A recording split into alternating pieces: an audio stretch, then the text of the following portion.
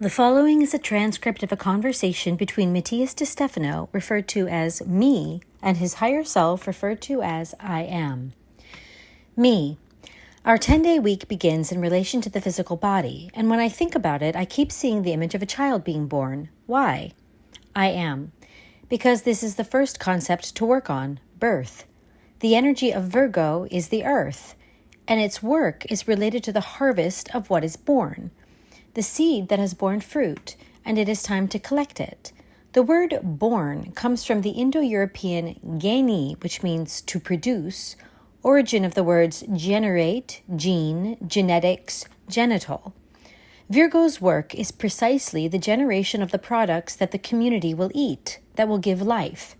Genetics is the production of a living being, just as the genitals are the tools that allow such manifestation. The earth is the place where the seed finds its shelter and rocks, absorbing nutrients and minerals from the soil and making its way in its germination, just as the sprout of the seed is the birth of a tree. Me. The creation of a body, therefore, is like the process of sowing and harvesting, in which the seed is put into the ground, irrigated, and through patience we see how it awakens its potential, sprouts, and expresses its potentials, multiplying, and as it grows and expands, its parts begin to identify and specify, creating a new being, which, being ready, during the harvest will deliver the fruit. But that fruit, at the same time, is obtained by separating its parts, separating the chaff from the wheat. Is that part of the birth, according to Virgo's eyes? I am. Being born is the complementary face to dying.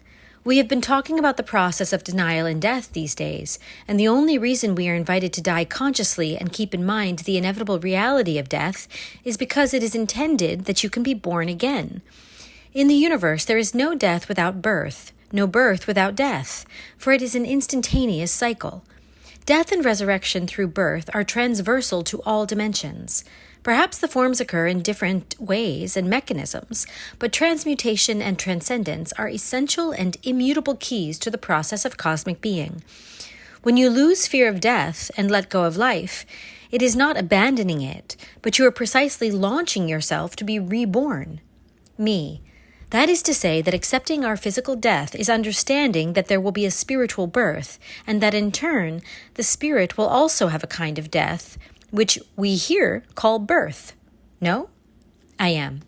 Just as vibration waves have their positive and negative that move creation, and energy has its reactionary and actionary emotions, the physical body also experiences this undulation through birth and death. You free yourself from the concepts of death when you understand that from another plane it is said, you are born. You free yourself from the concept of clinging to life when you see that the most eternal being decides to let himself die to be born and live what you are today. Me. Why would an eternal being want to limit himself by being born in a physical body? I am. Because eternity cannot fully know what it has thought. It cannot understand it without living it. It does not know perspective without separating. It does not understand joy without pain. The process loses meaning without time. It does not feel without space. The eternal being needs to limit itself to know what it is capable of. What would be the point of creation if it were not to be able to feel? If the mind had simply remained silent within enlightenment? God does not know everything because he has not experienced. Wisdom is only acquired through experience. Love is only felt when you recognize yourself in others. Will is only awakened when there is a need and intention to move forward and be free. This is why the universal mind has designed in its wide and free mind the planes of limitation. Ideas became contemplation. What was observed was expressed in songs. The songs awakened the vibration, which in its frequency expansion created light and energy, and the energies were structured in dissonances, branching into electricity, pulses, magnetism, uniting vibrations in patterns, creating forms, which in their combinations generated elements that in their multiplication evolved in biology. Thus, the spirit found a way to multiply and expand in the millions of versions it dreamed of. The cells contained their potential, co-created in genetic geometric patterns. That is to say that life was the spiritual production. Like that architect who designs his own house, like the engineer who builds a city where he can move, like the businessman who generates a useful undertaking. Life was a design capable of allowing him to produce his own home, his own car, his own food, his own tools, and thus be able to manifest his mind, to realize himself. We call this realization of being, to turn an idea into something real, to be able to see the result of what was planned. Me, the spirit, the mind, has designed a system of multiplication, distortion, and error just to be able to see what it was capable of generating, to produce, and therefore it needs to be born again and again. I am. In essence, every spirit is willing to die in eternity to manifest itself in the ether, where it designs the 4 elements that will give rise to its life. Birth is the key to understanding that our own being has not come to life to escape from it through enlightenment, but precisely to live what his enlightenment has allowed him to create. Birth is not a divine punishment, but a spiritual blessing. He is the artist who immerses himself in the love of his work. He is the engineer who dares to live in the house that he himself designed. Me. How do you do it? I am. Look for the positives and negatives with which you resonate. By law of vibration, resonance shows you the way. By the law of rhythm, he is naturally shown what he has to face. By law of duality, understand both energies with which it resonates as the mother and the father. And without seeing faces, only hearing the vibration that constitutes them, she lowers the speed of their vibration to create a link with both that manifests itself in matter. Me. Is love necessary for this? I am. Human love? Me. Yes, as a couple. They say that it is necessary that the act involves love. I am. Oh no, human love is not needed. Love must be cellular, and it is called attraction, magnetism. The force of universal love is not romantic, it is magnetic. Romanticism is the culturalization of universal love, which is freer of expectations. It is biological. The vibration of love is resonance, and it is expressed magnetically, not culturally. Of course, romantic love, falling in love or becoming fully aware of the act, sacralizes the link and strengthens the channel. But tell me, do you think that when I chose to manifest myself in you, as Matias, I looked for a channel of a man and a woman who loved each other deeply? Me. Well, clearly not, because my parents only had sex one night, once, without love. I am. And that made you less connected or divine? Me. No, in fact, it allowed me to love both more freely, without judgment. I am. Because it has nothing to do with the love of ideology, but with the appropriate and useful energy for downloading information.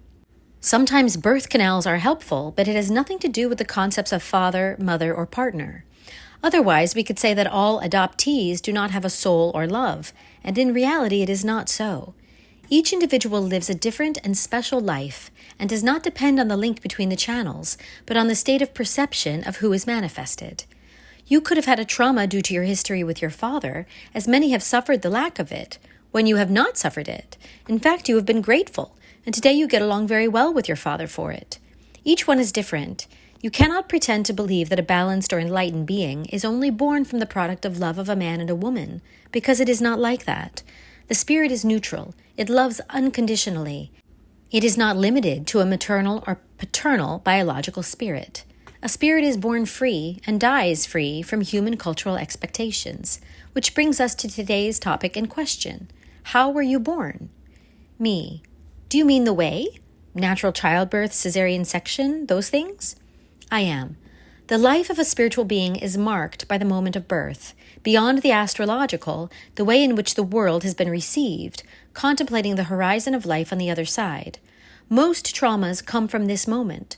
Most perceptions and links are generated at that moment. Was it pleasant? Was it painful? Did I feel abandoned? Did I cry? What did I feel? What was your reaction at birth? Being aware of this moment will help you recognize the first pulse with which you came into this world. Me. I was born by cesarean section.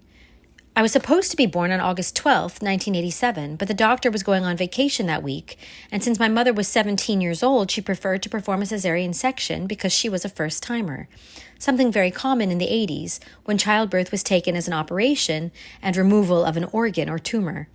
There was no option for natural childbirth, and sometimes I thought that was unnatural and bad for me. I still think it's absurd and unnatural.